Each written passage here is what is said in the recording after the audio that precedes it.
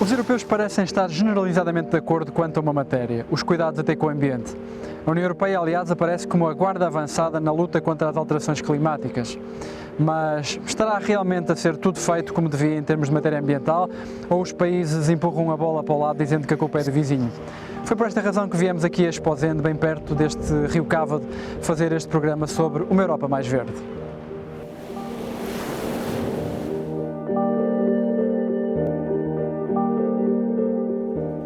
A necessidade de matérias-primas e de fontes energéticas para reconstruir a economia europeia do pós-guerra foi uma das razões que levou os líderes políticos a ponderar a criação de um projeto de integração europeu.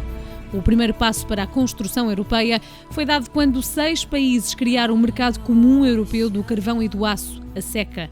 O objetivo principal era o de assegurar a paz entre as nações europeias vencedoras e vencidas, sem a pressão de uma competição em redor destes decisivos fatores para cada um dos Estados.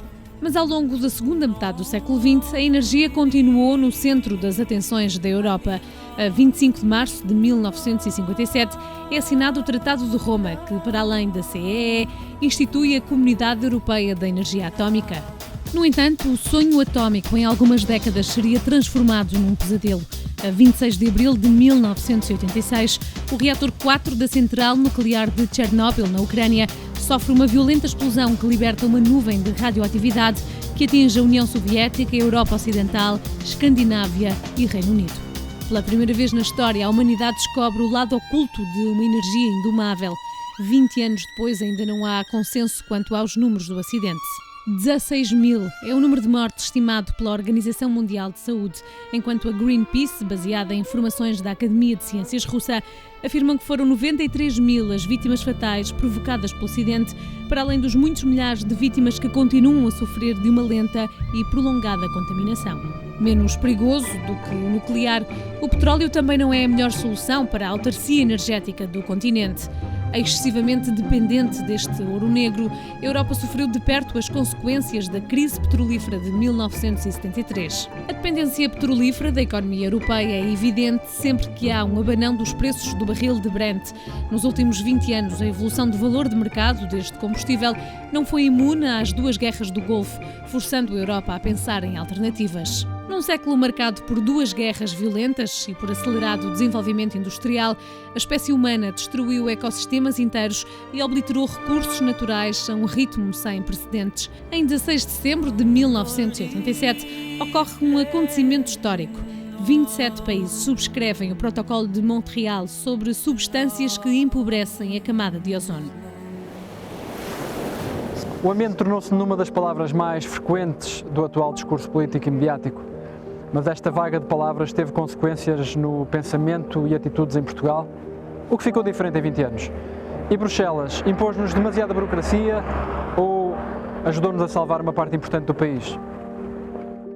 A evolução do consumo energético nacional acompanha o desenvolvimento das grandes cidades. Dados da entidade reguladora dos serviços energéticos identificam um crescimento vertiginoso nos últimos 20 anos. Enquanto em 1995 Portugal consumiu apenas 29,4 terawatts por hora de energia elétrica, 10 anos depois o mesmo valor quase duplicou para os 48,5 terawatts por hora consumidos. Uma evolução deste tipo tem um efeito perverso nos níveis de poluição. Dados coligidos pelo Instituto Nacional de Estatística demonstram o lado negro deste crescimento. Em 1995, Portugal emitiu 57.822.000 toneladas de dióxido de carbono. 9 anos de crescimento, sobretudo do tráfego automóvel e do aumento das emissões por parte do setor residencial, resultam em 2005 na emissão de 85.500.000 toneladas de dióxido de carbono. A apreensão crescente face ao buraco do ozono e mais tarde face às alterações climáticas fizeram a Europa refletir na sua pegada ecológica. Nesse sentido, a 27 de junho de 1985, entra em vigor a Diretiva Comunitária que introduz a necessidade de estudos de avaliação de impacto ambiental em todos os investimentos efetuados nos países da União. Os estudos têm como principal função fazer uma avaliação sistemática dos efeitos previsíveis de cada projeto sobre o ambiente. A Europa foi muito importante para a política de ambiente em Portugal por 3 razões. Primeira razão, a Europa permitiu um aprofundamento do quadro legal. Como é sabido, grande parte do que são hoje as nossas leis ambientais resultam da transposição para o nosso direito interno das diretivas, dos regulamentos e de outras normas da União Europeia. Em segundo lugar, também permitiu à Europa formalizar melhor o quadro institucional das políticas públicas de ambiente, nomeadamente, estou a pensar, por exemplo, no que diz respeito à criação do próprio Ministério do Ambiente, com as suas competências, à criação de organismos consultivos em matéria de ambiente, como é o Conselho Nacional do Ambiente e Desenvolvimento Sustentável, a existência de uma ordem jurídica para as organizações não governamentais, tudo isso se enquadra no espírito, digamos, europeu. Terceiro contributo muito importante da Europa é justamente os financiamentos para a política pública de ambiente. E quanto que, por exemplo, a partir do primeiro choque petrolífero em 73, os países da Europa, os cidadãos em geral, com as autoridades, os governos, se posicionaram para responder, fazer face a essa contrariedade aos diversos níveis, em Portugal, pura e simplesmente o problema foi ignorado, foi adiado. E, portanto, esse contraponto entre o que se passava na Europa e o que se passa cá, o que se passava cá na altura, é, digamos, o ponto de partida para nós percebermos que perdemos ali cerca de 10, 15 anos em reagir à tomada de consciência de que era preciso fazer alguma coisa pelo ambiente, era preciso identificar quais eram os agentes que tinham interferência direta no ambiente e, a partir daí, definir políticas. No período agora de vigência do novo quadro de referência estratégica nacional, que é o período da aplicação dos novos fundos comunitários para Portugal, eu diria que em termos de infraestruturas físicas, de transporte, de telecomunicações, de energia, o país já está razoavelmente coberto. Onde falta ainda fazer alguma coisa, e para isso é preciso o dinheiro comunitário, é nas infraestruturas da água, saneamento básico e resíduos. No fundo, as infraestruturas à volta do ambiente, em que ainda falta fazer alguma coisa em Portugal. E para isso, os dinheiros europeus vão ser necessários e são bem-vindos. O país deu passos decisivos para resolver um problema que se agravava a cada ano. Em 1995, um português produzia em média cerca de 385 kg de lixo, um número que em 2005 atingia o valor recorde de 446 kg por habitante. Os números eram inferiores às médias europeias, mas esta diferença de pouco valia a Portugal, uma vez que o tratamento dos resíduos era deficitário. Por isso, o problema agravava-se a jusante com um crescimento proporcional das lixeiras a céu aberto. A obrigatoriedade de subida de patamar foi uma constatação que Carlos Pimenta verificou à chegada ao primeiro governo de Cavaco Silva, a meio dos anos 80. Começava então uma revolução verde. A nível do Ministério do Ambiente, não havia qualquer legislação do género de vigor em Bruxelas. Por exemplo, sobre a poluição das águas, o que tínhamos era uma lei que dizia que era proibido poluir. Não tínhamos nenhumas normas concretas que dizia que o meu amigo tem uma fábrica têxtil e qual é o máximo da poluição que pode fazer, ou a cobertura do país em termos de tratamento dos esgotos era 2/3 dos esgotos não tinham qualquer tipo de tratamento, etc. Portanto, era uma situação muito complicada e em 86 foi preciso trabalhar com os municípios, com a indústria, com os cidadãos, de uma forma geral, e pôr de pé o primeiro programa comunitário que depois, a seguir, permitiu começar a despoluir alguns cursos de água e a despoluir algumas bacias e estuários. Nós não nos podemos esquecer que as questões... Portugal só despertou para o ambiente verdadeiramente com o arquiteto Ribeiro Teles e com o engenheiro Carlos Pimenta quando chegou ao governo. Antes disso, o ambiente não existia. Portanto, nessa altura foi criada, inclusive, uma pasta que se dedicasse às questões de ambiente. Eu lembro-me que os dois setores mais problemáticos em termos ambientais são o setor do urbanismo e construção e o setor, essencialmente, dos transportes. E isto porquê? Porque, como nós não reagimos ao primeiro choque petrolífero, como nós cá, paulatinamente, continuámos a ignorar aquilo que era uma dura realidade para o mundo, quando se começaram a organizar e a pensar as pessoas cá o que fazer para o futuro, as opções foram as más opções. Por exemplo, em vez de se, nos termos dos transportes, em vez de se equacionar a equação, a pôr em cima da mesa deveria ser o tempo e a energia consumida para deslocar um cidadão de um ponto A para um ponto B. Há muito a fazer ainda em matéria de biodiversidade. A União Europeia ainda não tem, na minha avaliação, uma política comum suficientemente consolidada em matéria de biodiversidade. Estamos a tê-la em matéria de energia, estamos a tê-la em matéria de alterações climáticas. Temo-la já, curiosamente, também no quadro da água. Como sabe, a política da água, que é fundamental no ambiente, é desde o ano 2000 objeto de uma diretiva quadro da água que está neste momento a ser implementada em todos os países da União. No entanto, numa área muito sensível, que é a biodiversidade, eu penso que poderíamos ir mais longe. Penso que será um dos desafios dos próximos anos.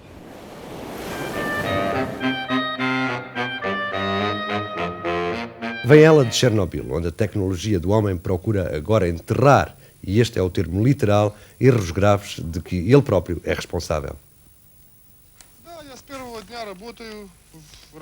As autoridades soviéticas multiplicam as medidas de proteção e descontaminação da região da central nuclear de Chernobyl, de onde foram evacuadas mais de 92 mil pessoas depois da catástrofe de 26 de abril último.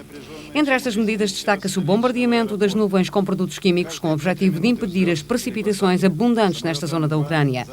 O bombardeamento das nuvens permitiu evitar as chuvas durante uma semana, num raio de 30 km em redor do reator. Se chovesse, as poeiras radioativas seriam arrastadas para os rios, lagos e reservatórios de água. Há 6 meses que as equipas de socorro e descontaminação trabalham sem descanso para impedir a propagação da radioatividade tanto no subsolo como na atmosfera. O reator número 4 de Chernobyl, que entrou em fusão, encontra-se agora sob uma camada de 5 mil toneladas de chumbo. A base deste reator está protegida por um painel de chumbo e por uma camada de betão que impedem qualquer fuga de radioatividade. O desastre de Chernobyl ainda está vivo na memória da Europa e do mundo, mas há quem defenda que a energia nuclear é inevitável no desenvolvimento das sociedades modernas. Segundo a Agência Internacional de Energia Atómica, os Estados Unidos são os líderes mundiais do ranking nuclear, com 787 mil milhões de quilowatts por hora, seguidos pela França, com 428 mil milhões, e pelo Japão, com 291 mil milhões. Os 3 países representam mais de metade da capacidade mundial instalada, destacando-se a França, onde 80% da produção elétrica interna é gerada a partir de 56 reatores nucleares. Depois de Chernobyl, a atitude perante o nuclear não foi igual em todo o mundo.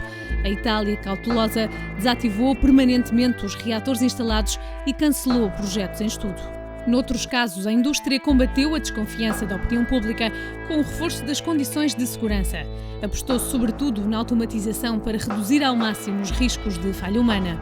Ainda assim, 59 anos depois da bomba atómica de Nagasaki, a 9 de agosto de 2004, o Japão acorda com a notícia de um acidente na central nuclear de Miyama. Uma violenta fuga de vapor mata 4 pessoas e deixa 7 feridas. Foi o acidente com o maior número de vítimas registado no Japão. Entretanto, na Europa, a Alemanha cancelou a construção de novos reatores e decidiu que as centrais em funcionamento serão desmanteladas terminados os 30 anos de vida útil. Apesar da crise do setor, à falta de alternativas, países como a França e o Japão continuam a depender do nuclear. A multinacional francesa Areva está a construir na Finlândia aquele que será um dos primeiros reatores nucleares de terceira geração. Vai custar cerca de 3 mil milhões de euros. O projeto pretendia ser revolucionário, mas várias dificuldades técnicas condenaram a construção a vários atrasos. O arranque da produção ficou adiado para depois de 2010. Que eu saiba, o único que está em construção novo é na Finlândia, a nível europeu. E essa Finlândia é um buraco monumental, não é? Foi uma empreitada que foi feita há 2 anos por parte de umas empresas finlandesas à empresa francesa Areva. O valor da empreitável foram 3 mil milhões de euros, cerca de 600 milhões de contos, e a duração da empreitada foi fixada para um bocadinho menos de 6 anos. 2 anos depois da empreitada ter sido passada, estamos, em vez de 3 mil milhões de euros, a obra já vai em 4.500 milhões de euros, ou seja, 2 anos depois já tem 50% sobre o custo no orçamento. 1.500 milhões de euros a mais sobre 3 mil é 50%, são 300 milhões de contos a mais. 300 milhões de contos a mais. Ao peso disso, os desvios do metro do Porto ou de outras coisas são brincadeira de crianças. Mas depois não é só isso. Tem 2 anos de obra e 2 anos de atraso. Por cada dia de trabalho que fizeram no estaleiro, atrasou um dia em relação ao calendário de execução da obra. A energia nuclear continua a ter contra si várias objeções de fundo. A primeira objeção fundamental é em relação à segurança do funcionamento das centrais. Digamos que não há ainda nenhuma garantia suficientemente confortante para podermos considerar que as centrais funcionam com graus de segurança que sejam extremamente fiáveis. Houve uma evolução positiva, mas a situação ainda, digamos, pende para o lado do risco. Segunda questão, ou segunda objeção, o problema do tratamento dos resíduos nucleares. Aí, de facto, os progressos foram pouquíssimos, os resíduos nucleares são muito perigosos e são muito duráveis. Portanto, estamos a falar de uma energia que tem essa componente negativa muito forte. Por outro lado, não é uma energia renovável. É muito mais fácil imaginar um programa nuclear em países que já têm um parque de geradores nucleares. Hoje é extremamente difícil um país, no contexto de abertura do mercado elétrico, arrancar com um programa nuclear e, sobretudo, um país pequeno onde não é comportável mais de 1 ou 2 grupos nucleares. Isso é extremamente difícil, do seu ponto de vista técnico e do seu ponto de vista económico, justificar, digamos que, arrancar hoje em Portugal com um pequeno programa nuclear. A Europa tem uma aposta nuclear forte porque, infelizmente, há 50 anos, porque provavelmente a consciência e o conhecimento que se tinha das coisas não era o mesmo que se tem hoje, se apostou fortemente e é muito difícil retirar um carro avariado da autoestrada. E aqui trata-se de tirar um caminhão da autoestrada que está avariado e que só impede a circulação. Se nós não tivermos carvão limpo, e não acredito que nos próximos tempos venhamos a ter, é evidente que vamos necessitar da energia nuclear. Gostemos ou não gostemos, eu não consigo ser realista que a Europa consiga satisfazer os objetivos ambientais, consiga reduzir a dependência do petróleo e do gás natural, consiga minimizar o impacto do CO2, sem ter em conta a energia nuclear. Eu considero mesmo que nós vamos ter que reduzir a dependência do petróleo e do gás natural e por isso todas as outras fontes de energia são bem-vindas, as renováveis, e também vamos ter que contar com a nuclear. Mesmo que fizéssemos uma grande aposta no nuclear, a verdade é que o contributo da eletricidade nuclear para o conjunto global da energia consumida no mundo seria muito pequeno. Por isso eu diria o seguinte, em relação à energia nuclear, eu penso que ela não se adequa, digamos assim, a países como, por exemplo, Portugal, que teriam que fazer um grande investimento para embarcar, digamos, nessa opção, em que o benefício seria inferior ao custo, na minha perspectiva. Já no entanto, eu penso que seria possível e aceitável que países como, por exemplo, a Alemanha, que apostaram numa saída a prazo do nuclear, pudessem eventualmente rever a sua posição, não no sentido de se manterem no nuclear, mas no sentido de dilatarem no tempo os prazos de utilização da energia nuclear.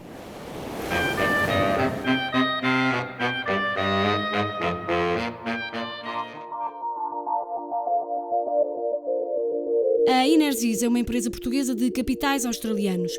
Dentro do setor das energias renováveis, esta empresa produz cerca de 2,5% da eletricidade produzida em Portugal, através de pequenas centrais hídricas e parques eólicos. Em setembro último, lançaram o primeiro Parque Mundial de Produção de Energia a partir das ondas do mar. O Europa Aqui Tão Perto foi ver os últimos testes no estaleiro naval de Peniche, antes da instalação dos dispositivos na Póvoa de Varzim. Está-se mesmo a ultimar as coisas, dar os últimos retoques nas pinturas e nisso, portanto é para meter dentro de águas. Nós temos aqui um módulo de potência, talvez seja melhor ver deste lado, em que se revir ali em cima, onde está aquela borracha preta com umas listas amarelas, é um dos macacos hidráulicos que está, o outro está diametralmente oposto. Bom, nós temos aqui assim atrás o módulo frontal de um dispositivo que tem, na sua totalidade, cerca de 150 metros compridos, portanto é vezes e meia um campo de futebol, tem 3,5 metros de altura e pela forma como se pode ver até parece quase um TGV, mas tem esta forma para poder furar as ondas nas tempestades. E isto como é que funciona? Uma forma muito simples. Estes dispositivos são postos a flutuar na água, como disse, tem 3,5 metros de diâmetro, mas vão só ficar cerca de 1 metro e pouco fora d'água. E quando vêm as ondas, estes cilindros, que são os flutuadores, com o passar das ondas vão oscilar. E no meio, entre cada 2 cilindros, há um pequeno módulo que iremos ver mais adiante, que é um chamado módulo de potência, onde estão os dispositivos geradores de eletricidade. E o princípio é muito simples. Com este movimento de oscilação, estão montados macacos hidráulicos que vão, com este movimento de vai e vem, bombar um fluido hidráulico de um reservatório de baixa pressão para um reservatório de alta pressão, que depois esse fluido retorna ao de baixa pressão e, ao perder a pressão, faz rodar um gerador que gera a eletricidade.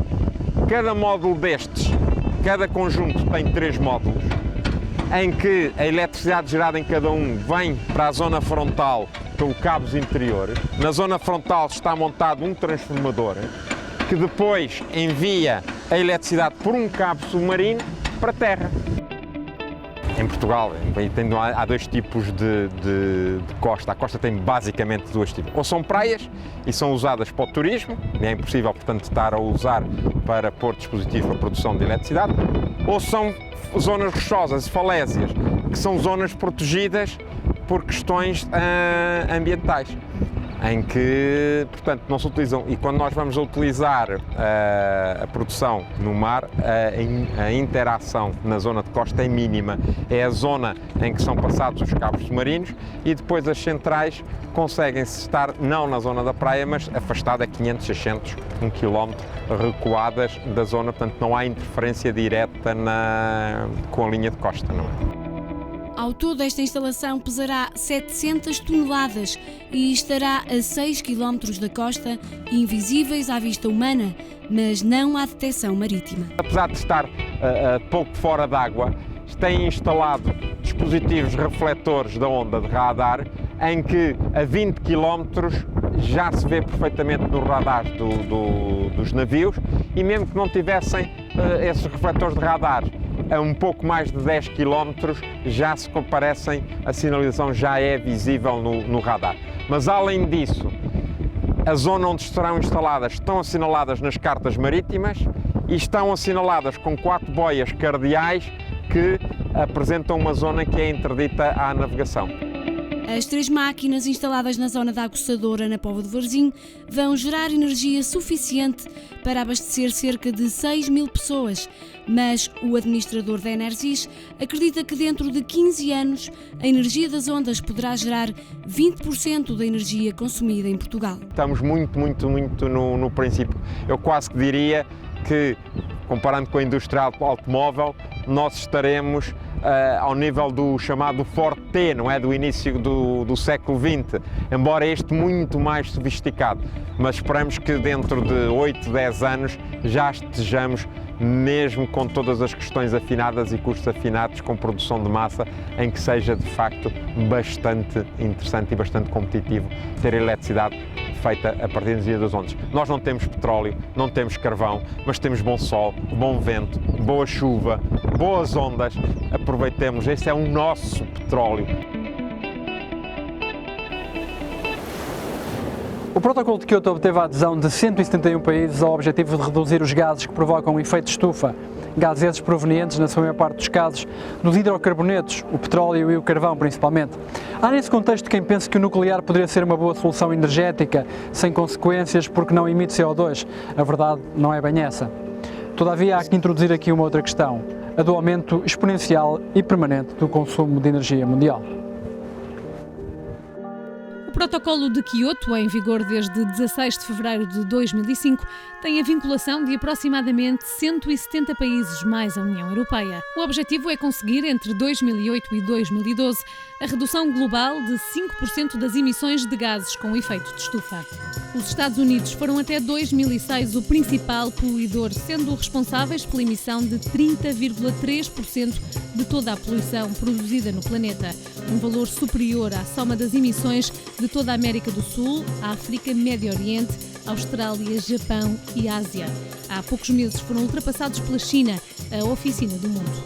Apesar destes números, o governo norte-americano continua a valorizar um modelo de crescimento económico que subestima as políticas ambientais.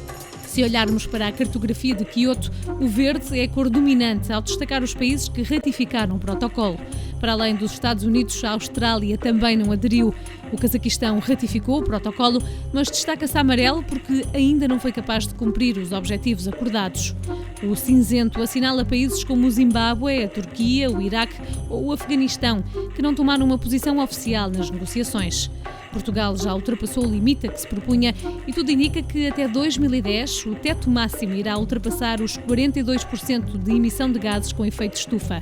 Se assim for, o valor das multas a pagar poderá atingir os 1,5 mil milhões de euros, segundo números avançados pela Quercus.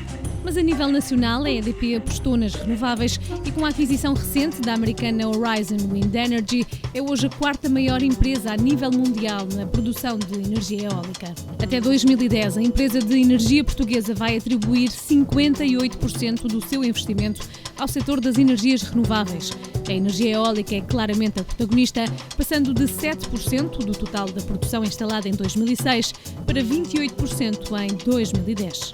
Em contrapartida, carvão, fuel e cogeração sofrem uma inversão radical, descem de 46% em 2006 para 28% em 2010.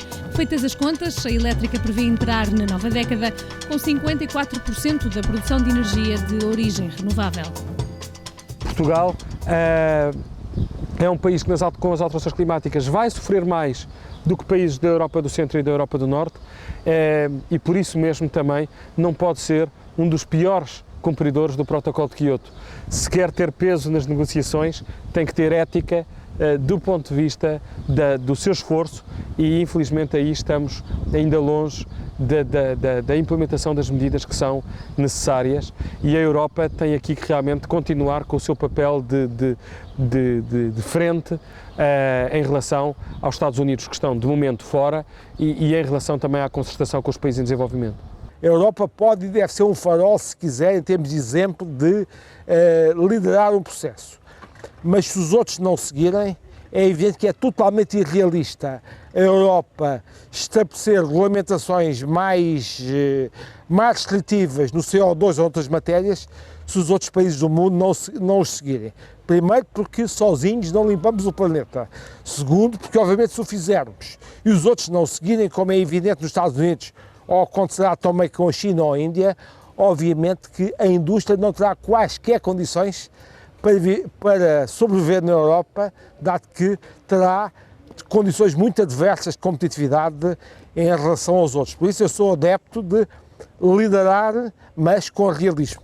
A China, eles também são cidadãos, eles também estão a asfixiar-se nas cidades. Há cidades na China onde não se consegue respirar e por muito atraso e por muita ganância que haja no desenvolvimento, aquelas pessoas mais cedo ou mais tarde vão ter que enfrentar com toda a força esta realidade e vão ter que dizer isto é insustentável.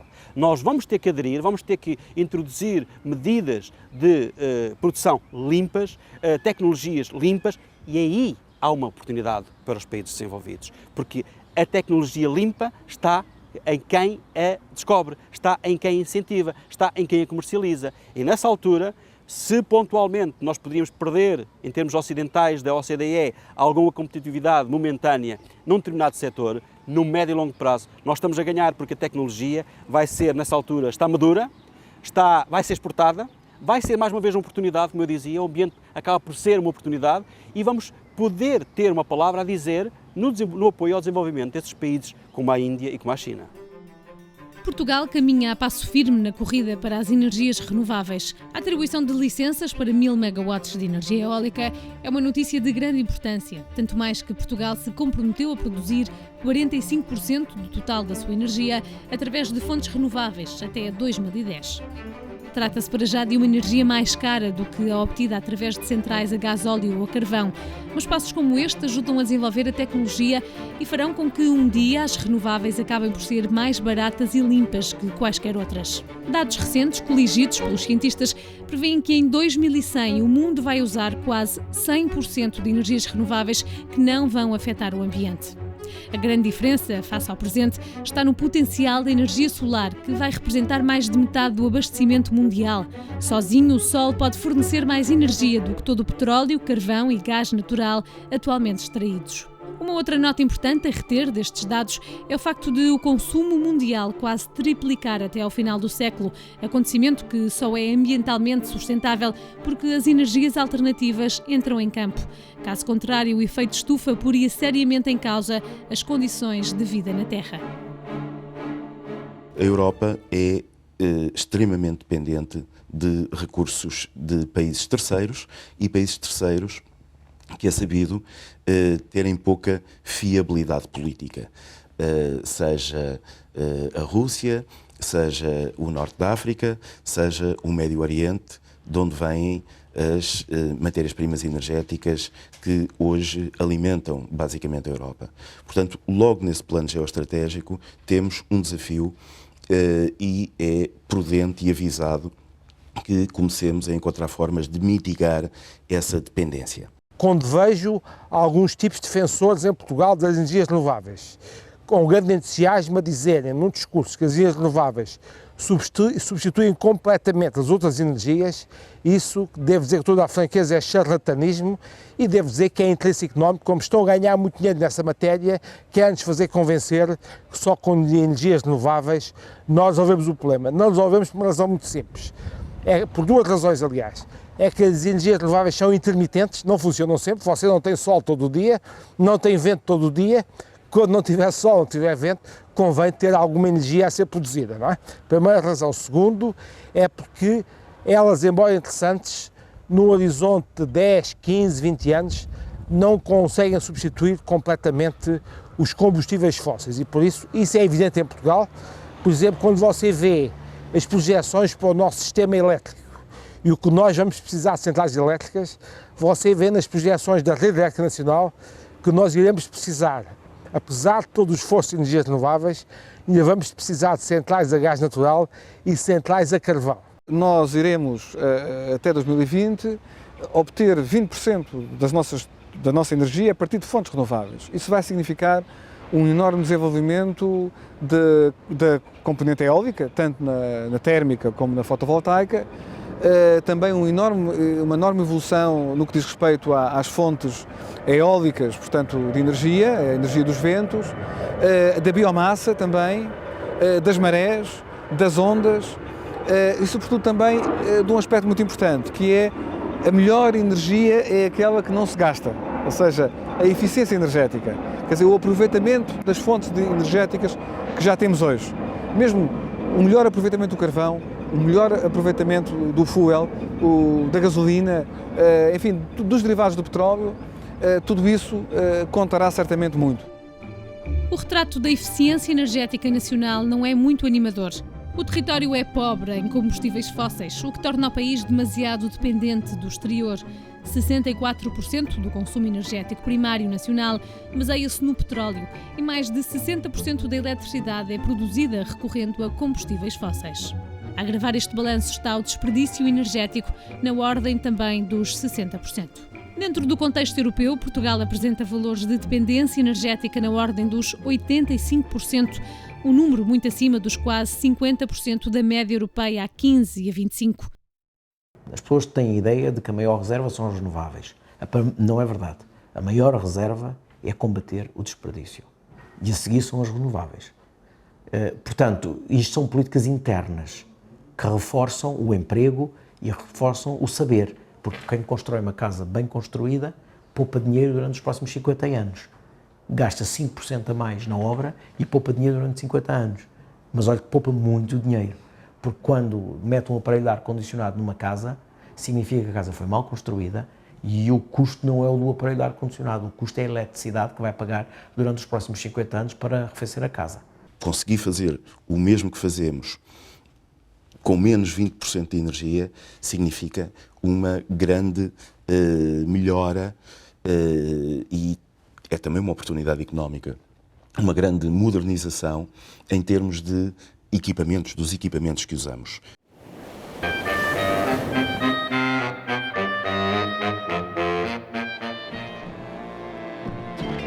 É a maior central solar fotovoltaica do mundo.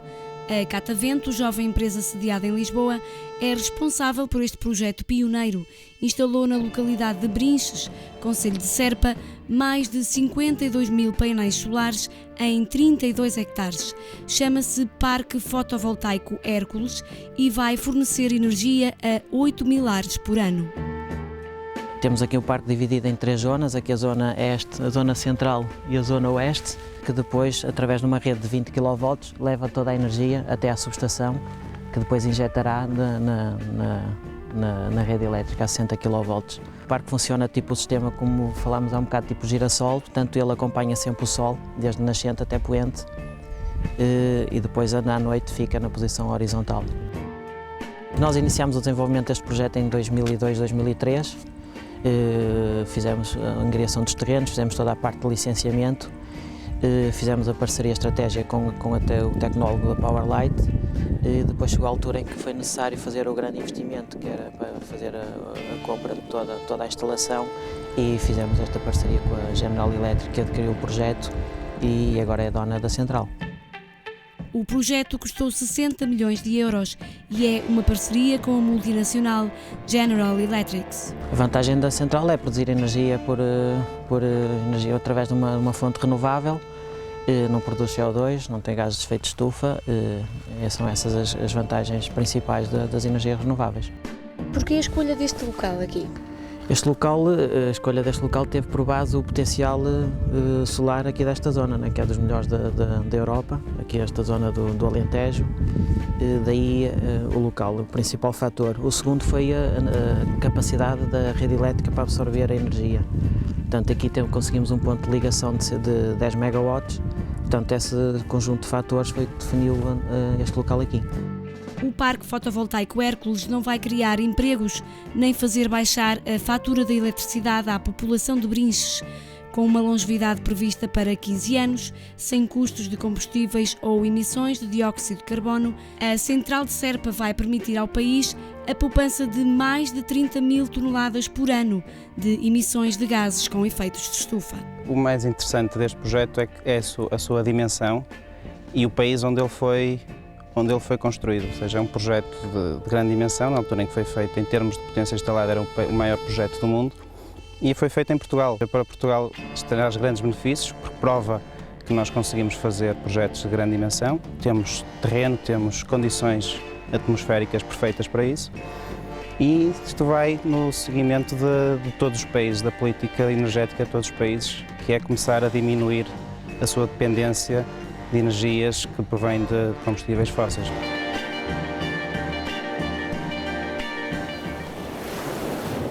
A União Europeia é talvez o decisor político mais verde em termos globais, mas o ambiente tem um preço. Implica a produção de energia limpa, normalmente mais cara, implica bilhetes de avião com taxas verdes, implica também regulamentos verdes mais apertados para as empresas europeias, que por sua vez se queixam de concorrência desleal de outros blocos do mundo. Só daqui a alguns meses, talvez anos, veremos quem mantém o discurso verde e é capaz de o pagar. A Europa é o terceiro maior contribuinte na emissão de gases com efeito de estufa, mas é também uma das potências mais biorresponsáveis. Por essa razão, o próprio presidente da Comissão Europeia, José Manuel Durão Barroso, anunciou em fevereiro deste ano a intenção de reduzir em 30% a emissão de gases poluentes nos próximos 13 anos. Para atingir esse fim, o Plano de Ação para a Eficiência Energética prevê poupar 20% de energia em 2020, o equivalente a 100 mil milhões de euros, e uma redução de 780 milhões de toneladas de dióxido de carbono por ano. O mundo está hoje pior em termos do problema da mudança do clima, do problema da alteração do seu equilíbrio enquanto mundo. O que estamos a falar é da destruição maciça dos ecossistemas que conhecemos e que suportam a nossa vida. O que estamos a falar é da subida das águas do mar, alterando completamente o litoral dos países e das terras onde estamos a viver. O que estamos a falar é de centenas de milhões de pessoas perderem a sua casa, porque fica debaixo d'água, perderem a sua viabilidade económica dos seus empregos, porque o clima muda. Se lhe falassem há 10 anos que uma cidade como Nova Orleans podia desaparecer do mapa e ficar debaixo d'água, o meu amigo dizia-me que eu estava maluco. E, no entanto, já em 92, as companhias de seguro e de resseguradoras a nível mundial disseram que não podiam continuar a segurar as casas contra danos de clima com as tarifas atuais, porque o aumento de desastres, o aumento de tempestades, de furacões, de tufões, de fenómenos meteorológicos extremos é de tal maneira grande que o futuro já não pode ser baseado na previsão no passado. Há toda a vantagem por parte dos Estados da União Europeia e da União Europeia no seu conjunto em abraçar fortemente a causa ambiental, porque aqueles países que mais e melhor inovarem nesse domínio são países que terão condições favoráveis na competição internacional e no comércio internacional para a venda de patentes, para a venda de soluções tecnológicas, porque todos seremos obrigados, digamos assim, a entrar nessa nova revolução industrial verde que está em marcha. A competitividade vem de ser capaz de inovar. Inovar porquê? Fazer o mesmo produto, seja este papel que temos aqui na mão. Há muitas maneiras de fazer papel. Fazer papel com, por exemplo, o facto de ele ser branco, com substâncias que depois se acumulam nos rios e que são cancerígenas, é uma forma simples. Fazer papel com menos gasto de energia, com maior reciclagem, utilizando produtos que não são tóxicos, obriga a uma evolução tecnológica grande, mas que se vai traduzir depois em poupar água, e o papel é muito consumidor de água, poupar energia, e as fábricas de papel são muito consumidoras, aumentar a taxa de reciclagem, o que significa poupar floresta. No fundo, o facto de obrigar um setor industrial a evoluir significa não apenas que ele causa menos poluição do ar, da água, dos lixos, mas também que ele é mais eficiente no seu processo tecnológico. Ora, como a curto prazo, nem é a longo prazo, a curto prazo, o mercado e os consumidores reconhecem a eficiência, a inovação, o progresso tecnológico e distinguem as empresas que o conseguem fazer. Eu acho que os portugueses não se aperceberam, não souberam usufruir, não souberam acompanhar realmente muitas das preocupações do resto da Europa. Preocupações como a introdução dos organismos geneticamente modificados, preocupações como a qualidade de vida nas cidades, muitas das preocupações ambientais foram e estiveram no top da Europa do centro e do norte e mesmo de países mais recentes da adesão. Em Portugal, infelizmente, essas preocupações não estiveram tão presentes. Uma atitude, digamos, de canibalização dos recursos e uma atitude de usar os mares, os rios, os solos ou a atmosfera como lixeira, não é com um pequeno almoço à borla. Mais tarde ou mais cedo vamos ter que pagar muito mais do que ter hoje as medidas preventivas. O futuro ambiental da Europa é em grande parte o futuro da Europa. Isto é, a Europa só poderá permanecer como tal, como união, e só poderá consolidar-se se tiver capacidade de enfrentar desafios, de modo a que cada cidadão europeu, cada português, cada espanhol, cada alemão, cada francês, sinta que esses desafios são melhor enfrentados à escala europeia do que à escala do seu pequeno país. Porque, na verdade, comparados com a Europa, todos os países são pequenos. A Alemanha e a França são grandes países, mas são pequenos países quando pensamos numa união de mais de 500 milhões de cidadãos. Não é? E, portanto, aquele desafio que hoje é mais transversal, é mais urgente, toca mais nas nossas vidas, na vida dos nossos filhos, é de facto a questão ambiental. Se a Europa não for capaz de dar resposta à crise ambiental, não será capaz de dar resposta a nenhuma outra crise. Portanto, eu diria que a grande política do futuro, a nível europeu e mundial, será a grande política de ambiente do século XXI. Depois de procurar a paz e a prosperidade, a Europa enfrenta agora um renovado desafio, o ambiental. Com um espaço de integração em constante alargamento e uma indústria em expansão, a União Europeia nunca esteve tão consciente do preço ambiental que este desenvolvimento comporta. As centrais de produção de energia eólica nasceram na Dinamarca, as experiências com a energia das ondas são permanentes e as indústrias automóvel francesa, alemã ou sueca dão passos importantes no desenvolvimento de carros mais ecológicos. A Europa polui, mas também dá o exemplo ao assumir a responsabilidade dos efeitos do seu próprio crescimento. Se as previsões e as metas forem cumpridas, o futuro só pode ser verde.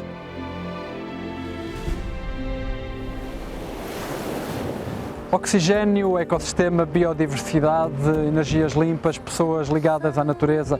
Este é o sonho do homem europeu. Mas a verdade é que todas as semanas as notícias nos dão conta de um conflito cada vez maior entre a natureza e o homem, com custos cada vez mais assustadores para ambas as partes. Há ainda muito por fazer e é todos os dias que se tomam as grandes decisões. As decisões das pessoas que querem realmente uma Europa mais verde.